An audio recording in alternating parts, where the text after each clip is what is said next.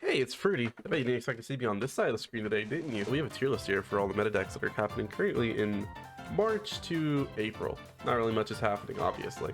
I wanted to show off just like a few interesting decks I found that are both meta-defining, budgetarian, and gamer.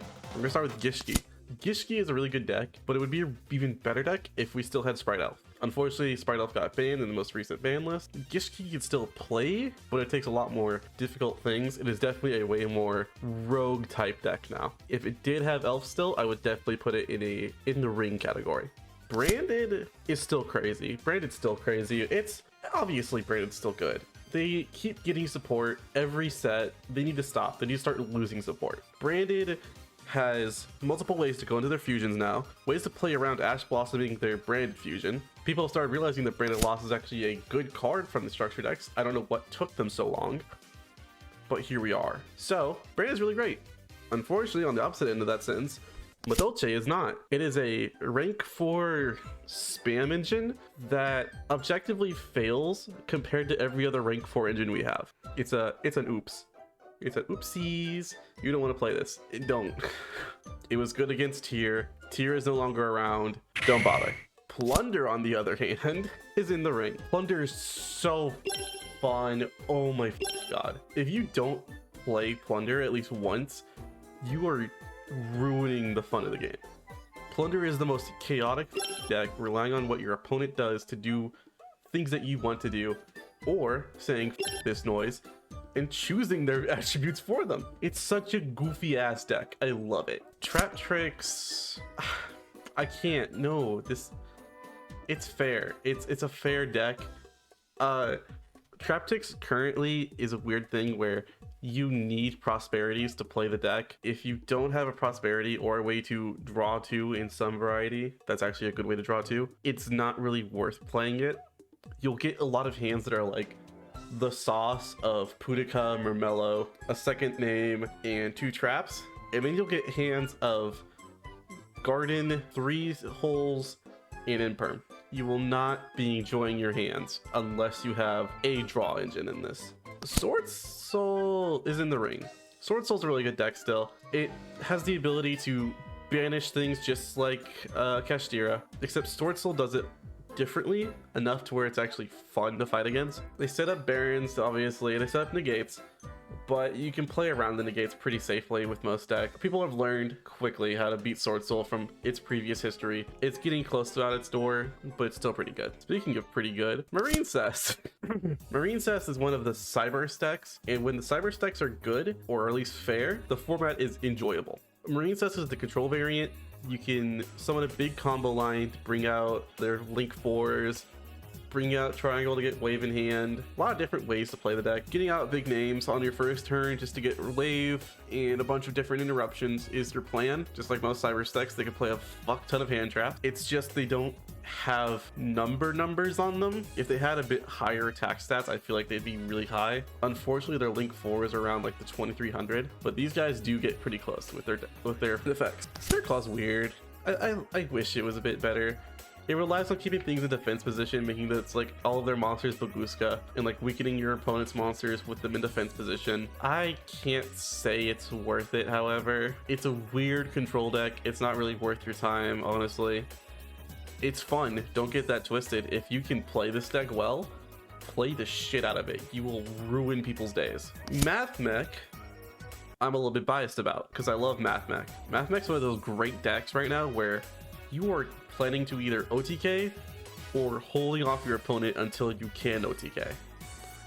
If you're going first, you're going for an Appaloosa line or a Super Factorial line. If you're going second, you're just trying to end up ruining your opponent's board as best you can. And then simply just going into access code beatdown. It's great.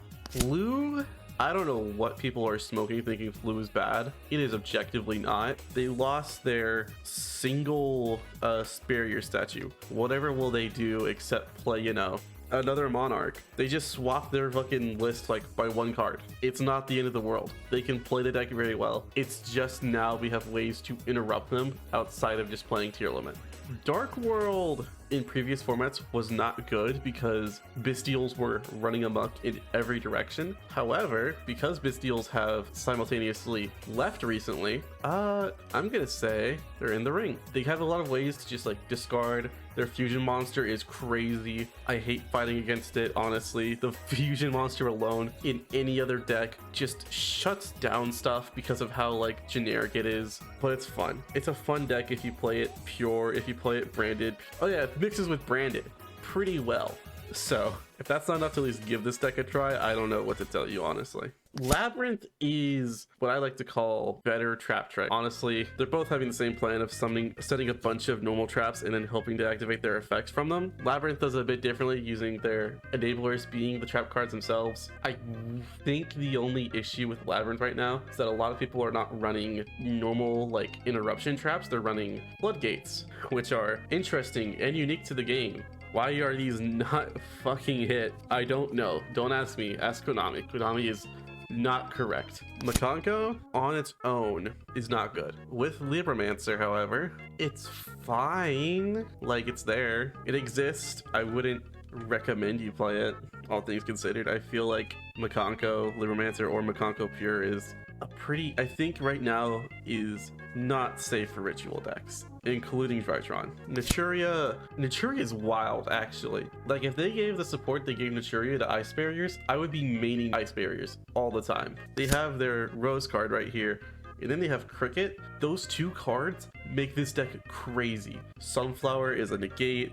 They have Spell and Trap Hate just from the Naturia monsters. It fits so well with Runic being a control deck that you don't even care about losing your battle phase with them. It is crazy. You can summon Nat Beast for free, or the Nat Dragon, I forget what it's called, Nat Drake, I think. But just those two cards alone make this deck crazy. I love this deck. Easily up here with them. Rika right now is okay. I'm gonna say it's fair. Unfortunately with Rika, I can't really say much about them. The last time I played them was pre-Pote, and back then was a different time to say the least. But Rika's fun. It's an interesting deck. I'd say it's a 2 thumbs up. Dragon Link or Rockets are also fair. Rocket Link keeps getting, like, I'm gonna say power crept because it's no better way to describe it. Rocket usually, like, they like to have like their set things set up. Even with Bystials, the Dragon Link deck really is difficult to get its plays out because now they have to rely on your opponent not having the fucking hand trap again. And before, it was just worrying about if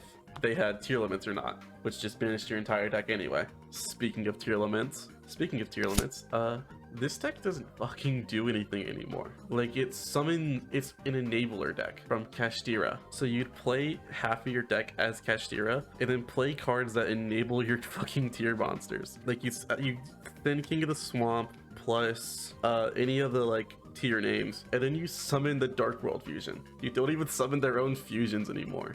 It's definitely at the point of being, no, there's no way I can say this thing is rogue yet. The reason I can't say it's rogue yet is because this deck still does things. It's scary good at staying alive. Even in its like current state with like most of its stuff Dragon Rulered out of the format, it's still alive. Sprite's crazy. Level 2s have always had this weird niche thing where they're always been good in like some capacity.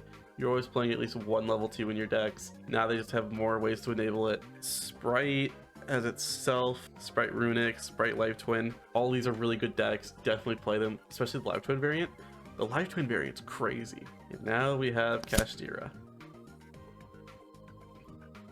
Not only is their boss monster a Macrocosmos that can play under Nibiru, they also have ways, if they feel confident, in zone locking your entire board out before you can even start the game. Unless you have exactly Nibiru or evenly in your hand, or a Kaiju, your game is over. You've played a negative game pretty much. And the final one we have here is ninjas. I am not a fan of how ninjas do control. I feel like their variant's kind of fucking boring. They set 3 trap cards, flip them up, summon their monsters, then flip all of your cards face down before you can play them. It's not really interesting or unique at most of the... Hey, why are you showing trap trick monsters? I'm just saying they're just kind of boring to play against. But that's it. That's what I think is good right now. I played trap tricks at regionals today, and if you were seeing my tweets earlier today, you would know I do not enjoy that. But I'm definitely going to start going on from this format. I feel like the choice is playing circular. I'm playing the Math Beck boys. They are so fun. I'm so interested in what they do. I'm very excited for them. But hey, that's all I got for you today. Stay fruity.